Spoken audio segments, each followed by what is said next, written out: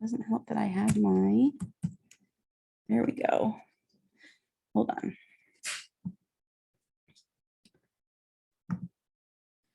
Perfect. Okay, I'm gonna take this off. That feeling. Well, thank you for coming out, everybody, tonight. My name is Julie. I'm the events manager here at Roundabout. So first thing, I just want to thank everyone for supporting us during these last year and a half. Roundabout has been doing really well, thanks to the support of our community, local indie authors who will trek down from Portland, people who have ordered from out of state. We're just really grateful for everyone who's continued to support Roundabout. I do want to remind everyone, we have a really fun event tomorrow night for a vegan cookbook that is by two chefs who are here in Bend again, so hyper local. And next Thursday night, we'll be discussing a hiking book for Mount Hood and the Columbia River Gorge. So you can check that out here in the store or again on Zoom. We're going to try and keep our hybrid events going for people who are not able to make it in person. So we are really excited tonight to welcome Rachel King to our store. So here's a little bit about her book if you're not familiar. So it's a debut novel about the pleasures and limits of solitude centered around the passing of the Oregon Beach Bill and published in time for the 55th anniversary of the historic legislation. So it's 1967 in Kalapuya, am I saying it right? Yay! A town on the central Oregon coast, and Jackson Ryder decides to build a second story on his motel. His wife, Marilyn Ryder, doesn't want to take on more debt for an expansion. Their ongoing dispute prompts Marilyn to leave Jackson and stay with her friend Leah Tolman, a bakery owner and advocate for the beach bill, the legislation that will make all Oregon beaches public land. So there is a lot going on in this book. Kirkus calls it a revealing and contemplative tale about people tied to a wondrous, harsh landscape. And Kathleen Rooney, author of Cher Ami and Major Whittlesey, says, profoundly attuned to the natural environment and its impact on all those who live there, Rachel King's vivid People Along the Sand takes a lucid and discerning look at how people can belong to a place and whether or not a place can really belong to a person. Rachel was educated at the University of Oregon and West Virginia University. Her short stories have appeared in One Story, North American Review, Green Mountains Review, Northwest Review, and elsewhere. She lives in her hometown of Portland, and we are so excited to have her here at Roundabout. So please, everyone. Yes, let me know if anything happens with this. Thank you so much, Julie, and thank you for coming out tonight. Can everyone hear? We're trying to do it without the microphone. I could talk a little louder too. Yeah, just let me know. Okay. So yeah. So thank you for coming out and supporting me and supporting Roundabout.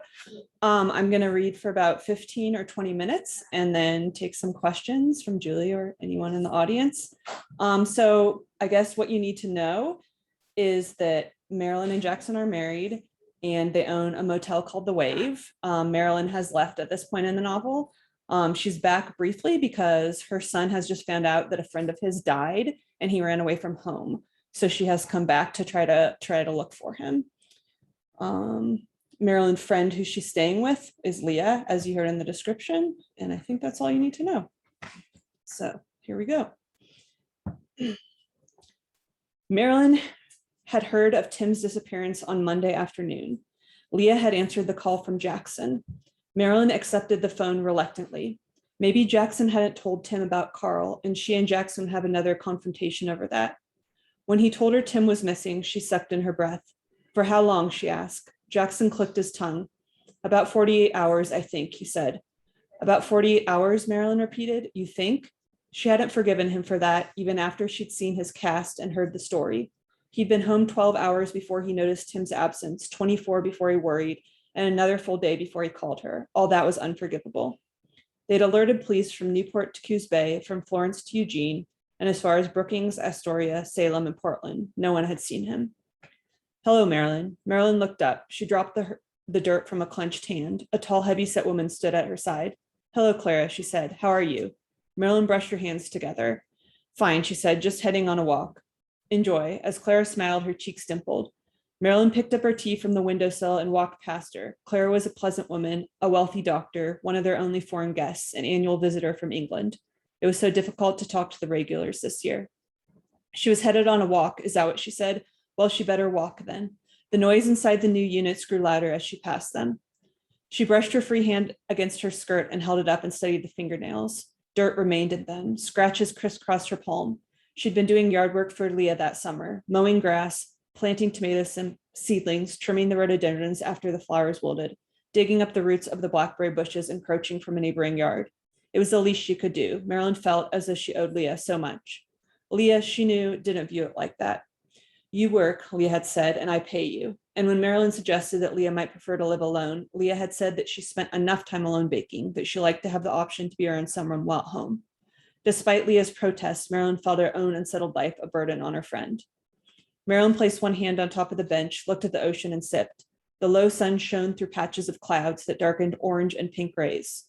Dark blue waves lapped miles out until the earth curved from her line of sight. Her chest ached at the immensity. Tim could be floating out there on a boat. He could be a floating dead body. He could have sunk to the bottom of the sea. She looked away from the water at the bench. Pure speculation, she reminded herself. Tim was smarter than that. The bench had been stained, Marilyn noted. Jackson had kept up on that. For some reason, this pleased her. Tim was missing because she'd left. If this summer had been any other summer, if she'd been working at the Wave and had answered Eileen's phone call, if she'd told Tim the news instead of Jackson, if she'd provided a comfortable home for her son to grieve in. But maybe the not telling instead of the leaving was the clincher. Maybe she shouldn't have forced that onto Jackson. She'd been thinking of herself, not Tim, when she demanded that of her husband. She wanted Jackson to be other than he was. You told him while you were on the dunes, she'd interrupted Jackson as he told the story, not in the car, but during. He looked at her naive. Isn't that what you asked me to do? He said. In that moment, Marilyn realized that he wasn't going to change. If she explained why during was dangerous, he might understand, but he wouldn't arrive at that conclusion on his own. Marilyn herself should have come to the Wave and told her son. A passing middle-aged couple raised their hands, looking altogether too cheery. Agates glittered from the woman's half-open hand. Marilyn walked on south above the rocks. The grass tickled her ankles. For the 100th time, she tried to think where Tim had gone, looking for agates, but he was on the run or hiding out somewhere, not on an afternoon adventure. Maybe while looking for agates, Tim had discovered that cave you could stay overnight in. Maybe he was there.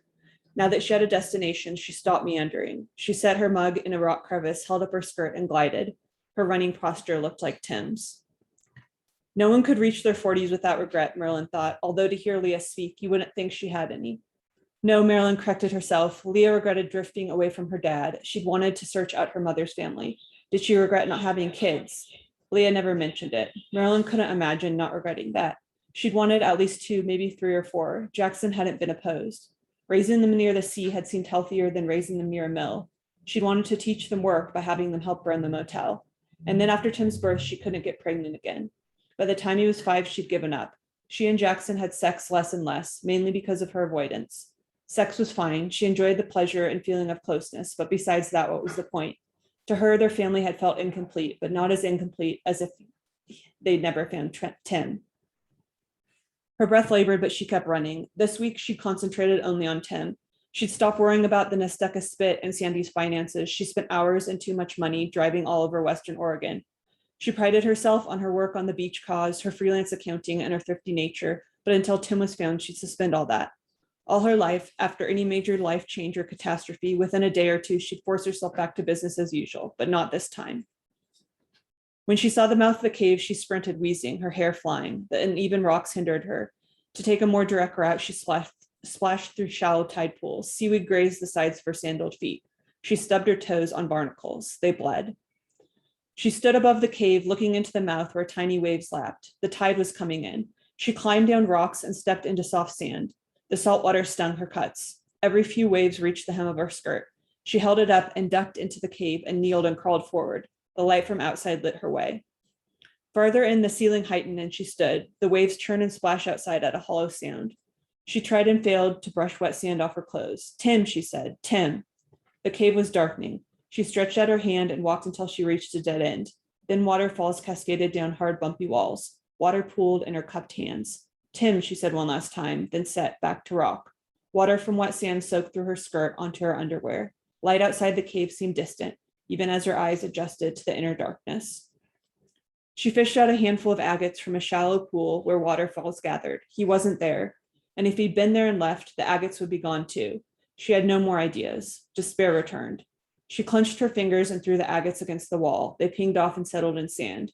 She threw 2 more handfuls until she didn't feel any others in the pool.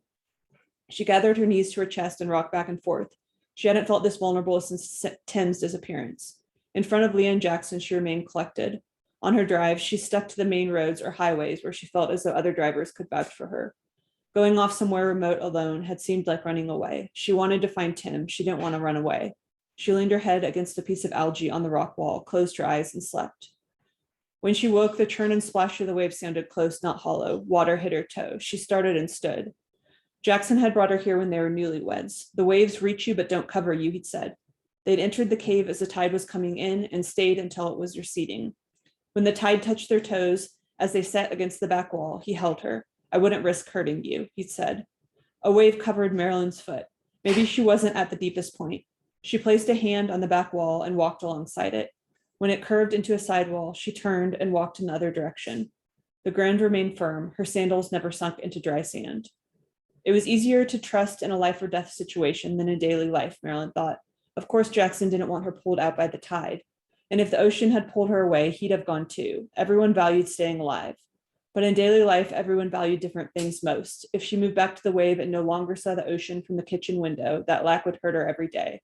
If she moved back to the wave and had to calculate their debts, especially without pay, that would hurt her too. As Jackson valued neither ocean views nor being debt-free, he wouldn't understand. Better to drown quickly than slowly. Better not to live there than to live in daily pain. The wall curved on the other side. A wave splashed over her ankle. The ceiling sloped down so she couldn't see outside the expanse of the sea. She sucked in her breath. This is the ocean, she thought. Jackson and I were here 15 years ago. Who knows what has changed? Maybe she could swim out. If she jumped in with an outgoing wave, she might make it past the cave's opening. As she removed her sandals, blouse, and skirt, she imagined walking into the office, wet and almost naked, while a regular joke with Jackson at the desk. She pushed away the image and, shivering, stepped toward the ice-cold water. Waves hit her calves and knees. Shell shards pierced her skin. When waves splashed against her chest, she felt for a large one to ride out on. One bumped her chin. On its way out, she went with it, frantically swimming, hoping not to surface until she ran out of breath or another wave forced her in.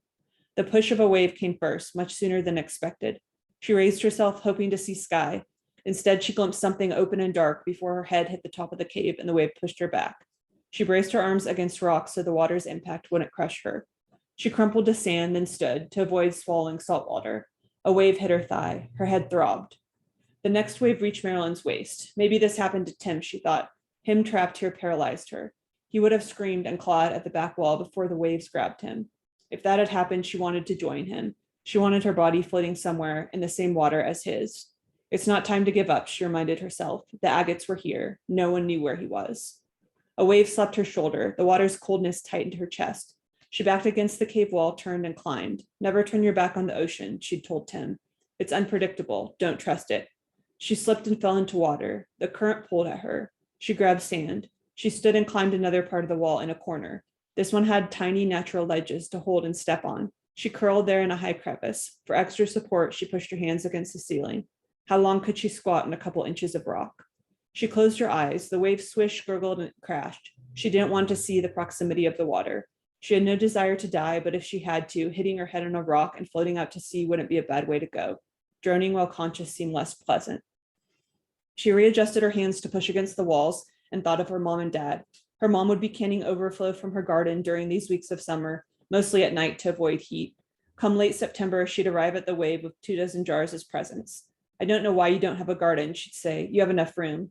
Marilyn would remind her the salt and wind hindered the growing of vegetables. Her mother had seen Micah's garden and thought she knew better. He'd lived on the coast all his life, Marilyn had told her. He knows how to deal with the weather.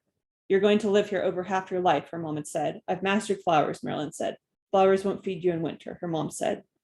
A couple years ago, she and her dad woke 2 hours before dawn to go fishing. The kitchen smelled like tomato sauce from her mother's canning the night before. They hiked to the Yaquina River and sat on a large rock above it. Leaves rustled in the chilly early morning air. She offered a corner kitchen suite at the wave if her parents wanted to live nearby when they were older. Her dad shook his head. I'd rather sit by this river than the sea, he said. But when you're less mobile, she said, maybe in 10 or 15 years. Her dad shook his head again. The rising sun sent rays of light through branches. He shielded his eyes with his arm. People who live by the ocean are romantics, he said. They want to live by something they can imagine, but never experience. Like Jackson, Marilyn had asked. Like Aunt Pearl. Her dad removed his arm and recast his line. Like you, he said. A scene rose of her, Jackson, Leah, and Micah playing Yahtzee in the Waves Lounge. A cold drizzle fell through the darkness outside. They all wore thick sweaters so they could keep the heat low. Jackson mimicked the stuttering of an old man who stayed at the Wave for a week each fall, using up boxes of wood and stinking of body odor. He broke character after he got Marilyn to laugh. It was a weekday, early last November, Marilyn remembered, right before Micah drowned, right before the busyness of the holidays, right before Jackson's proposal to build the new units. For some reason, after that night, everything went to hell. Marilyn pushed against the ceiling again and opened her eyes. The cave was dark, water sloshed nearby. She stretched down with her toe to touch it, but couldn't reach. Perhaps the tide had turned? She periodically hung her leg off the crevice. When not even her toes felt a splash for minutes at a time, she stepped down. Her feet sunk into wet sand. Her thighs spasmed. Her legs collapsed. She sat in inches of water. A wave splashed to her waist. Shouldn't I feel colder? She thought, isn't the water cold? She felt the urge to doze. She leaned her head against algae, closed her eyes, and opened them. I should sleep at home, she told herself. A seagull squawked near the cave's entrance. With effort, she rose. Marilyn remembered trying and failing to wade out, the waves too high near the entrance. She remembered walking from the cave, an occasional wave hitting her waist, her weak bottle wobbling against the water's impact and suction. She remembered seeing the stars and thinking, I must have missed the sunset. She didn't remember walking on the grass above the rocks or sitting on the bench in front of the wave. She didn't remember her nonsensical phrases to Clara or Clara walking her to the office, past the stare of a guest who was loading firewood from the box to his arms. She didn't remember Jackson saying he didn't need to take her to the hospital. If she's not better in the morning, I will, he said. She's just cold. She's more than cold, Clara said, but it might be faster to care for her here. Upstairs, Clara took off Marilyn's bra and underwear and wrapped her in blankets on Tim's bed. She told Jackson to lie next to his wife for the body heat. When Jackson hesitated, Clara cursed. What's wrong with you? She asked. She asked for a towel and a stocking cap. Jackson brought them, and after drying Marilyn's hair with the towel as much as possible, Clara secured the cap on Marilyn's head. She heated up water, poured it into water bottles, and placed the bottles underneath Marilyn's armpits and next to her legs. After Clara left, Jackson repeated this procedure twice, as Clara had instructed. Marilyn mumbled off and on. While the third round of bottles cooled, he lay next to her, one arm across her chest. He had to lie close to fit on Tim's twin bed. He eased his body onto hers, careful not to let any of the weight from the cast drop on her. She was warm, he thought. That meant she wasn't dead. Of course she wasn't dead. Why would he think that? She'd fallen into a pool of seawater, he surmised from her sandiness and scent. But then why was she so incoherent? And why had she taken off her clothes? Through contact, his body was warming. Her chest rose and fell against his, her even breath moist against his face. At least she was sleeping peacefully now. Images of them lovemaking flashed through his mind. He scooted off her, rolled off the bed, and applied 2 more hot water bottle cycles. He tightened the blankets mummy-like around her and placed 1 more blanket on top. For the final hours of the night, he dozed in a chair by the window, from which, unknown to him, Tim had escaped.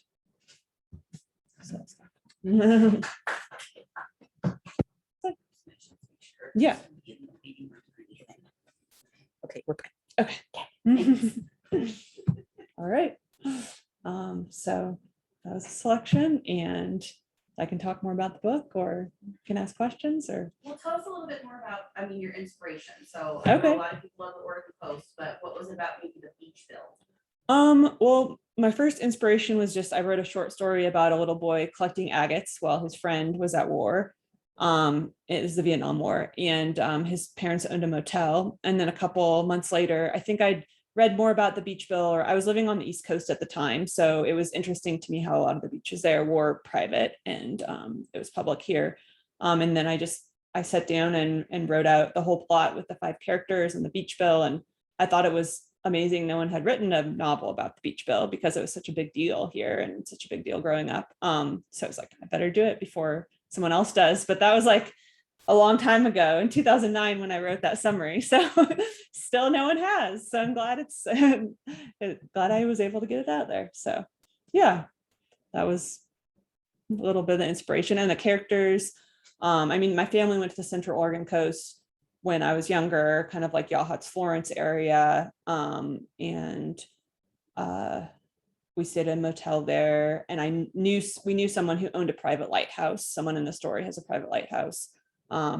Very different person than this character, but that was a little bit of the inspiration. And just, fiction, a lot of things from your life go into it, and then you imagine other things. I did a lot of historical research, and that went into it too. So I talked about the other night on the launch night, someone asked about how I kept everything straight. And I said I had like a calendar from 1967 and I'd write like things that were going on in the world then, and then I'd write things that were going on in Oregon and then things going on in the characters' lives and kind of work from there.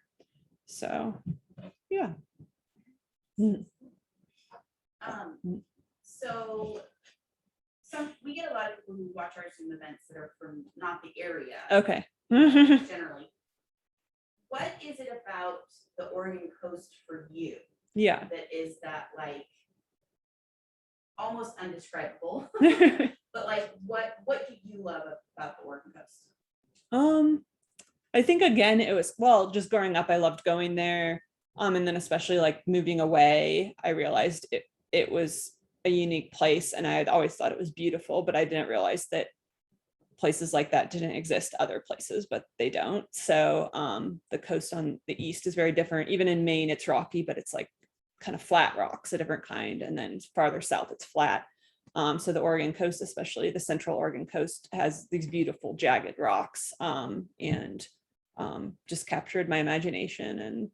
And I elaborated on a little bit. I don't know if I've ever been in a cave exactly like what Marilyn was in, aspects of caves like that, but no, it's fiction.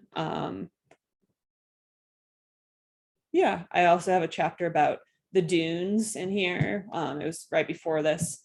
Jackson and Tim get in an accident on the dunes. That's why Tim has a cast on, and that's a very beautiful, unique place as well. The miles and miles of dunes down there, so captures the imagination. Yeah. When you got going writing this book, did it just tumble out of you? Or did it take a long time once you Yeah. to write it? So in 2009, I wrote the plot and I wrote like 80% of a draft. And then I came back to it in like 2013 and I started it from scratch. And that draft I really wrote in like 2 years. And then I revised it in a year. So no, I mean, it took time. I would say like 3 or 4 years total. I was working and stuff, but I kind of knew the direction it was going, but I changed some of the plot points from when I originally wrote it out. And I like to be open to, I really like to dig deep into the characters and know them really well. So then as the plot moves forward, it's kind of like their interactions propel what's going to happen. So yeah, I really enjoyed it. I really enjoyed writing from the different points of view. And So what's been your favorite thing about being published? well, this came out on Tuesday, so it was, yeah, I had a lunch reading that was fun with Annie Bloom's, so that was fun. But yeah, in Portland. But I think, well, I had some, it's been fun to have the people who read it. Some people did some pre-release reviews on Goodreads and just to see that they enjoyed the characters and the setting. And I feel like it's a very Oregon story and not everything I write is. So I'm just really hoping that people in Oregon will find it and enjoy the setting and the characters. I don't know, I don't like to stereotype characters, but I do feel like they're very like Western characters in some way. And the few people who have read it who aren't like my friends and critique group and that kind of thing, who have read it so far and given me feedback, it seems like they enjoy it, and that's great. So yeah, it's sad. I think there's a lot of, you work by yourself and like maybe a few critique partners and stuff for several years. So but I do view writing as like communicating. So it's rewarding to be able to have that communication that you weren't able to have when you're just kind of writing on your own. Does the town's name have a meaning? So that's an Indian tribe. There's in the Willamette Valley, there's like 3 different locations it was at. So there are a couple native characters in the story. but I kind of wanted to include all aspects of history, and in general, the story's not about those characters. But that Central Oregon coast did, it was a reservation for a while. And it doesn't say outright, but it's insinuated a couple of or Marilyn's father, actually, his ancestors were on that reservation. So I kind of wanted it to be like kind of like a subtle call out to the people that were there, even though that's not really what the story's about, because I wanted all aspects of history. I mean, you can't have all aspects of history, but you know what I mean, to get in there. So, yeah. So you've said it in a very specific time, but it seems like it's one of those, I'm thinking back to a book that came out in the early 2000s called Going to Bend, which was set on the coast, but it was basically about there was nothing left for them, and everybody wanted to move to Bend. Yeah. It's a big deal. And I'm like, okay, it's not. But that kind of like the same things that are happening in the going into debt to expand on a motel in the coast, and you have shoulder season, and that like this story could happen anytime. Yeah. Really, because outside of the beach bill, right, you've got stuff that's going on the Oregon coast all the time. Yes, I think that's part of it. I think some of the relationships are like specific to the time period, in the sense like that what Marilyn is trying to do is like be paid for her work at the motel, which is like was a kind of for rural Oregon, the late 60s would have been like a radical thing to be paid by her husband or whatever. So, and now not as much. So there's some of those things, but I do, in general, when I write historical fiction, I like it to mainly focus on the characters, and it could be, and to have the history as the backdrop, but it could be like applicable to any time. So, yeah. But, how did you find the publishing process itself? So this book, I started looking for a publisher in like 2016. And I've actually kind of worked on the back end of publishing for a while. So I had like a acquisitions editor read it that I'd worked with, and she's like, it's ready. But it was a finalist in Forest Avenue Press Contest, and like one year it was like we're publishing 2, and mine was a top 5 finalist. So I love that press. So I was like, oh no. And there was another small press that was going to offer me a contract, but my friend had a really bad experience with them. So I was like, better not to go through. Anyway, I ended up going through like a hybrid publisher for this one. So Paraffin Press is what it's called. It's the hybrid publisher of Belt Publishing in Cleveland. So I approached them about a year ago, and she kind of likes books that are have kind of a kind of progressive historical bent, I guess. So she was excited about the topic. So I paid some of the upfront cost for this one, and then I received like 80% of the profit. Whereas I'm having a short story collection come out through a small press next fall, and they're paying all of the upfront costs, but I only get like 15% of the profit. So we'll see how each one plays out. That would be a pretty interesting talk later after. Yeah. That's very cool. Yeah. So that's how this publishing process played out. I mean, of course, like eventually maybe I'd like an agent and all that, but just don't have that right now. So yeah. How did the cover come about? So as part of the process, they asked me for some ideas. I don't know if you know Nold. He's a painter, and I gave them some of his work, and I was like, I kind of like this.